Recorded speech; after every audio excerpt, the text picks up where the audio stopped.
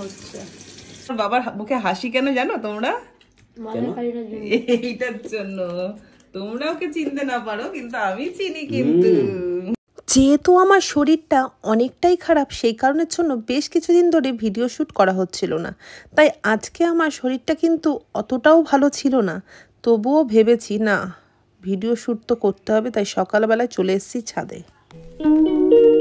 Hello everyone, welcome back to my channel. চলে এসেছি নতুন একটা ব্লগের সাথে। তোমরা সব কেমন আছো? আশা করছি সকলেই ভালো আছো। সকালবেলাতে তোমাদের দাদাভাই নিয়ে এসেছে সজনা ফুল, আর নিয়ে এসেছে কাতলা মাছ, আর নিয়ে এসেছে গলদা চিংড়ি।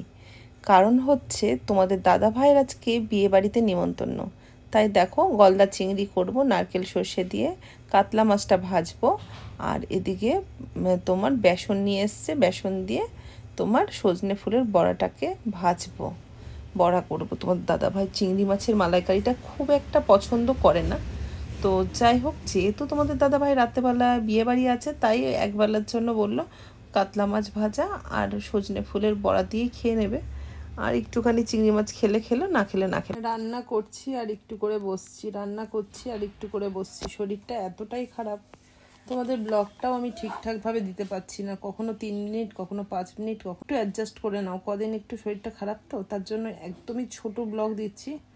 তো শরীরটা একটু ঠিক হোক, কারণ এডিট করতেও তো সময় লাগে, আর সেই ধৈর্যটা বিশ্বাস করো শরীর খারাপ থাকলে কখনোই থাকে না।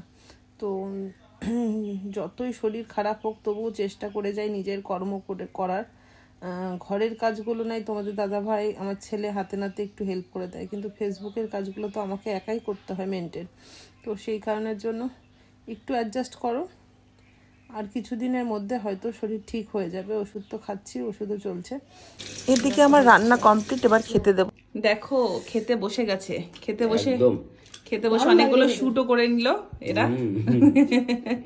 শ্যুট তো করতেই হবে বলো, তোমাদেরকে একটু এন্টারটেনমেন্ট দেওয়ার জন্য। অবশ্যই। হ্যাঁ অবশ্যই। ওরে বাবা, বড় বাবা নাকি আমার? আজকে আমার বাবার মুখে হাসি কেন জানো তোমরা? এইটার জন্য। তোমরা ওকে চিনতে না পারো কিন্তু আমি চিনি। কিন্তু আর ছেলের মায়ের হাসি নাই? ছেলের মায়েরও পছন্দ, সেটা বলো। হ্যাঁ সত্যি পছন্দ করি। কিন্তু তুমি একটা বাগদা চিংড়ি নিয়ে এসেছো। গলদা চিংড়ি? হ্যাঁ, আমার ওর জন্যই ভালো লাগছে না।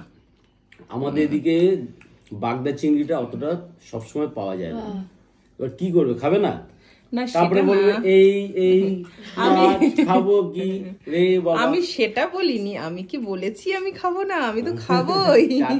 কিন্তু এইটা যদি মানে বাগদা চিংড়ি হতো বেশি ভালো লাগে।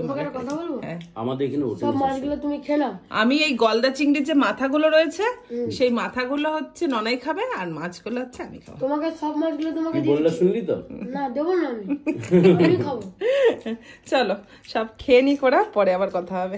হ্যাঁ, একবারে ব্লগটা তোমরা এন্ড করে দাও, আজকে আর বাড়িয়ে লাভ নেই।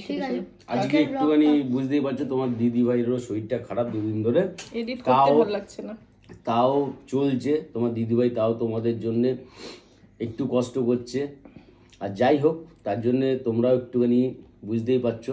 আর কিছু বলবো না, একটু ছোট হচ্ছে ব্লগটা, কিছু মনে করো না। অনেকে কমেন্ট করে যে দিদি ভাই একটু ব্লগটা বড় করো, কিন্তু মানে যেহেতু আমি সত্যি কথা বলতে জিমেও যাচ্ছি না, কোথাও যাচ্ছি না, সেই কারণের জন্য একটুখানি ছোট হচ্ছে। একটু অ্যাডজাস্ট করে নাও, আবার 2 দিন 3 দিন পরে আশা করি শরীর ঠিক হয়ে যাবে। তখন চলো আজকের ব্লগটা এখানে এন্ড করলাম। যদি ভালো লাগে তাহলে like share comment share subscribe করে দিও। হ্যাঁ, তার সাথে আরেকটা জিনিস করে দেবে, যারা নতুন নতুন বন্ধু আছে সবাই যুক্ত হয়ে গিয়ে 1 লাখ পরিবার করে দাও। টাটা।